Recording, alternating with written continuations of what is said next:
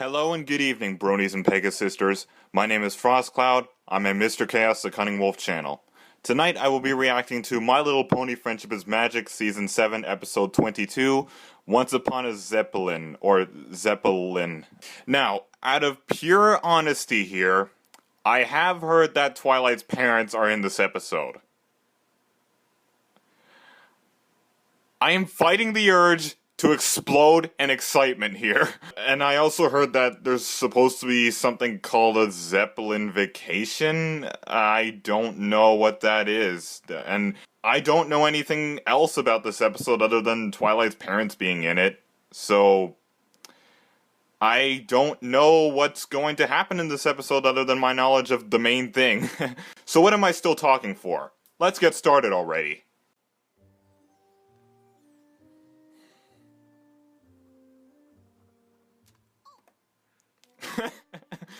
Oh, cute. Oh, thank goodness. I thought I had too many deep-fried gems. It's from my parents. Oh. They want a Zeppelin cruise and get to take the whole family. Oh. Oh, I wish I had time to go with them, but there's just too many princess duties I have to take care of. Come on, Twilight. Why do you have to be this busy, honey? I mean, seriously. I mean, I know you're a princess and all, but I mean, don't the people of Equestria ever back off? But Spike, you're as much a part of my family as any pony. I can't just leave you here to do all that work. Thanks for acknowledging that. You're the best, Spike.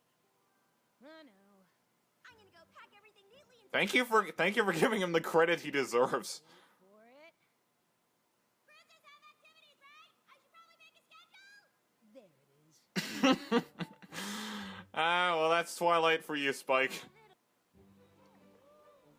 Oh, okay, that's the Zeppelin cruise ship.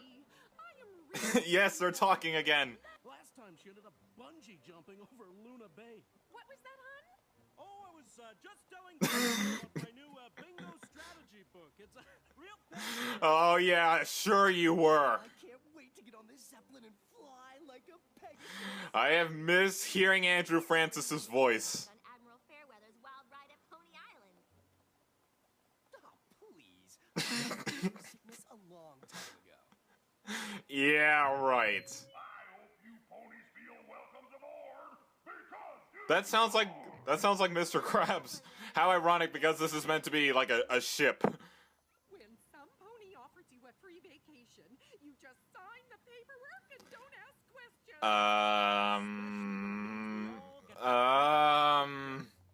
What should we do first? Well, I did categorize Um. activities and make a schedule organized by each of our interests. Dad, you're easy. That looks like a BronyCon map. Oh, I just love how the numbers and letters are organized in their little boxes. It's so satisfying. Shut It would be pretty nice to go to BronyCon with Twilight if she can plan like that. This barrel jumping at Niagara Falls sounds interesting.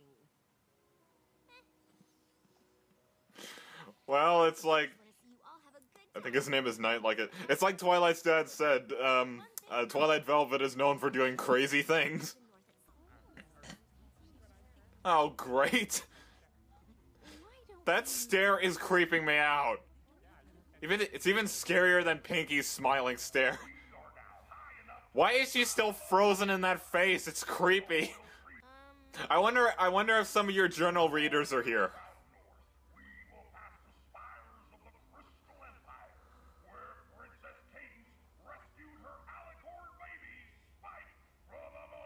That doesn't make sense. Well, Yeah, that's not even accurate. sounds I think whoever this captain is getting his... Oh no. I think some of the journal readers are here. Excuse me, sir. you can call Iron Will. What? What, Iron Will? Are you? That face! Oh. What if I offered you a deal? If I agree to do whatever princess activities you want, will you promise that my family gets to do the activities they want? Sis, you don't have to do that. Oh no. Enjoy your- Star Tracker! Okay, I'm not a fan of the movie, but is that supposed to be a reference to its title? I'm sorry. I don't have the prize. Congratulations to Star Trek. Um, The grand prize. uh, Painting the name with Twilight. As an honorary member of okay, I'm The prize? okay, I'm sorry, but, uh, Okay, well, uh, come with us, honorary family member. There's always room at the bingo table. yeah, take him aside there, please. Is every pony ready? Sure are, sweetie. I'm sorry, just some clop images of that scenario came into my head and I got very uncomfortable. Twilight is my favorite time of day. It's also your name. How can I be airsick? I wonder if they're actually gonna show him getting sick on camera. Well, I suppose I could race your brother. Oh, well, as long as Well, she was known for doing crazy things, so I'm sure she has a chance. Sorry. Get out of the way. Write about this race tonight in my journal. Oh, it's just so exciting. I'm worried to think about what other things. Okay, I'm sorry, but this Star Trekker guy is. I'm getting out of this boat because of how not sick I feel. That doesn't even make sense. Team photo shoots are the best. Ah. Besides, I have to make sure these cruise ponies are happy if I want to be a good princess. You're already. No, you can still be a good princess. It's just that there's certain fans that need to learn to back off. The endless open air, the water in my mane, the small confines of the barrel. She's become mop light velvet. Maybe you should take a break from these princess things. Yes, do it. Disappointed? No. I've just been answering some detailed questions about allegories. You're gonna break eventually, Twilight. I just don't. And Princess Twilight only has one more thing to do for the day. What? Come get in line if you want the princess to sign.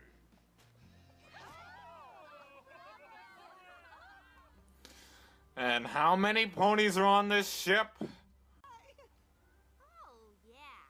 The cruise ponies are happy. My family is happy. Even Iron Will is happy. You know who isn't happy? Me! Yeah, that's what you get. But first, I owe some pony an apology. Not Star Tracker. But why was this trip advertised as a cruise of the princesses if you just wanted to get away? Iron Will. No refund! Now who's gonna save the ship? Wow. He may be Well, that's definitely a fashionable way to give a final middle finger. Show a picture of you bathed in money and on your parachute. And shining armor? I can't believe you're up there even though you're airsick. I am not air. Oh no. Maybe not. Oh wow, and there it is again. That was really good. No question that the Star Tracker guy, however, is going to be a huge flaw to me personally. Once upon a Zeppelin. When it comes to my feelings about this one, they're very, very mixed. I'm going to start this long review / venting fest off by saying what I thought of this episode in a nutshell before I talk about it in better detail. This is definitely one of my favorite episodes of Season 7. The moral is so relatable, especially to those who are famous, or just big names with families, unlike myself. Twilight and Shining Armor's parents made another appearance, and got enough lines for them to actually have personalities. On the downside, I now have a whole new dislike towards Iron Will and Star Tracker. I hate him so much. But I'll save that topic for the venting part of this video. Now let me go into better detail about my positives with this episode. I really like the moral. It's not only relatable to those who are famous, but it also can be relatable to big brony YouTubers with big audience who can sometimes want more than they can give them. It really can be hard to draw a certain line between wanting to please those who admire you all the time and just wanting some time off to do the things that you like, or to spend time with those you love. It's okay to want your fans to be happy, but it's important to take some time off to be alone with your family every once in a while. I, on the other hand, don't have an audience or much of a family anymore, so of course that's not much of a problem for me. I love how this episode was only centered around Twilight's entire family just having a good time. To me, it really made for such a memorable episode. Nightlight and Twilight Velvet getting more lines made them feel much more alive than their previous appearances. I like how Twilight's mom has the type of personality where she likes doing crazy things. I often enjoy a mother character like that. Nightlight just felt like a chill dad who liked bingo and other puzzles. Now, when it comes to Shining Armor in this episode, he feels like such a comedic relief to me. I'm getting out of this boat because of how not sick I feel. And quite a while ago, I discovered that he's voiced by Andrew Francis, the same guy who voiced Vert Wheeler from the 2003 to the 2005 Hot Wheels movies, some of the most memorable films from my childhood. So now I have a whole new liking towards Shining Armor. Anytime he speaks, I can just hear my childhood in his voice. Twilight's parents and Shining Armor to me just felt like such a breath of fresh air aside from the one thing I hate in this episode. I'll vent about it in a few seconds. Iron Will. Fun fact, I actually didn't hate him after Putting Your Hoof Down from Season 2. But seeing Iron Will being so pushy and commanding with Twilight, and the fact that he was basically taking advantage of Twilight Velvet's sign first, ask questions later personality, honestly rubbed me the wrong way with him. And even though I found the scene where he parachutes off the ship sort of laughable, and a fashionable way to give the final middle finger to his customers, I still don't like Iron Will after this episode. But not as much as I do Star Tracker. So now, of course, is time for the venting part of this video. Before I talk about my personal problems with Star Tracker directly, let me tell you all about how I am in my relationship with Twilight. I love her so much. And the reason why I hate it whenever another stallion flirts or acts creepy around her is because I keep getting a split-second vision of Twilight falling in love with the character and eventually marrying that character. Yes, call me selfish and jealous, and I know it's very unlikely to happen, but for some reason deep down I feel that it could. It's only a matter of when in MLP's future. I love Twilight more than anyone else. I don't want a relationship with a human anymore. You see, ever since my parents were divorced, my view on love changed forever. Being in a committed relationship with Twilight not only makes me happier than I've ever been these past few years, but it gives me a comforting feeling that I'm able to start again in a different species. Now, when it comes to Star Tracker, my first problem I have with him is that he sort of gives off the creepy stalker vibe.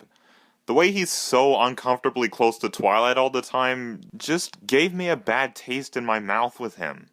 The part that brought my piss to a boil the most was while Twilight was in tears, Star Tracker, even in the clearest hearing range of her sobbing, had the nerve to say, "I'm so happy I could cry."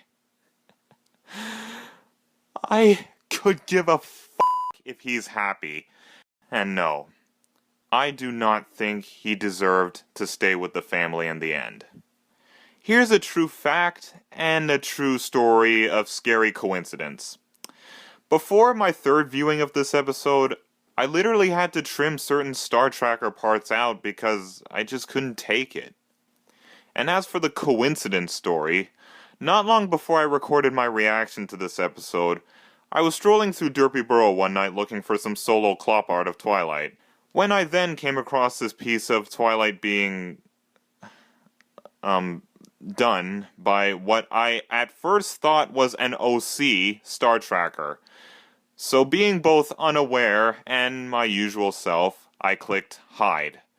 I did not leave a dislike or a like. I didn't like what was going on in the picture, but visually, the art looked decent. But now knowing that Star Tracker is actually canon both creeps me out and makes me so grateful and wise for clicking that hide button. Now I'd like to say, if you enjoy Star Tracker as a character, that's good. I do not hate you or think of you any different for it. One last thing I would like to get off my chest is while I don't consider it a personal flaw, the more I think about this episode being focused on Twilight wanting to spend time with just her family, I'm reminded of where I stand in terms of not having a real family anymore. Whenever I view this episode, I always think in my head, yes, of course, dear. Go spend the time with your family that you more than deserve. I'll just go sit alone in the pitch black alley like the invisible child of divorce I've become. Until you get back. I don't know if I should say this, because the things I've just talked about are feelings that I truly feel, but I apologize for being this deep and personal. In the end, when it comes to Once Upon a Zeppelin, one side of me wants to love this episode for the relatable moral, although I can't really relate to it, for Twilight's parents getting to talk more, and me getting to hear Vert Wheeler and Shining Armor's voice. And the other side of me just wants to set fire to it. Out of 10 paws, I give this episode 6. I will never forget this episode, for both the good and the not so good reasons. My name is Frostcloud. Thank you all for watching, and have a wonderful day. Brohoof.